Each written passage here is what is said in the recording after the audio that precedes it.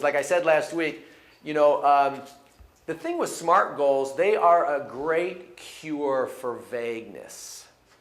If your organization suffers from too vague of goals, we want to delight our customers every day in every way. It may be too vague for you.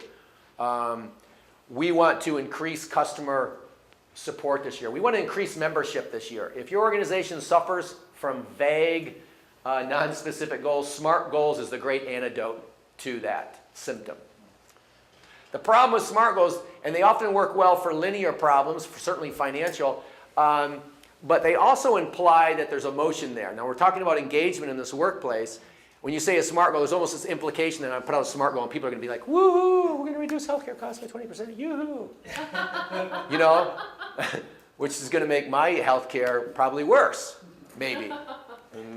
So they don't imply any sort of emotional connection to that. They don't imply, do they, that the entire organization is going to get behind this goal.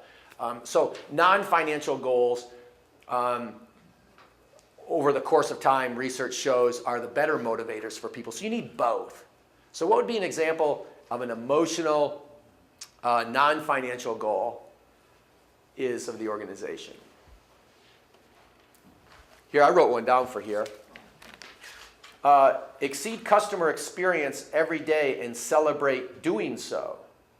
And I had one of those customer experiences the other day. I can't name the business because they're in the room, but it was a little bagel shop in the North Glens Plaza. And I can't say which one. And I ordered my usual Southern breakfast sandwich, and I go sit at the counter, and I get all comfortable, and people are talking. I love that place. People are nice to me in there. And the customers are nice, and people chat with each other. And I get my sandwich, and the server, who I can't say her name because she's in here, she brings a little side of ketchup. Now, I usually order ketchup with my egg sandwich. I had forgotten that day to bring my ketchup. But voila, she exceeded my expectations. I wasn't even thinking about the ketchup, and went there, was like, bam, that was a pop. That's an example of a pop exceeding the customer expectation. That's it right there, isn't it? Boom, it just happens. And so voila, there's an example of a non-financial goal. Why don't you practice writing one of those for your organization? One that is galvanizing, it's energizing, it has a focal point for everybody, it's something you can celebrate. You either know they did it or you didn't. The boss could have said to this particular server, her name starts with J, did you just exceed that customer's expectation? Oh yeah, brought him this ketchup he forgot to ask today. Boom! It's measurable, it's specific, we can celebrate that, yay! And at the end of the day, you can get 3 or 4 of those from your team. Where did we do this? Where did we exceed customer satisfactions today? It's your after shift debrief. It's your team huddle up.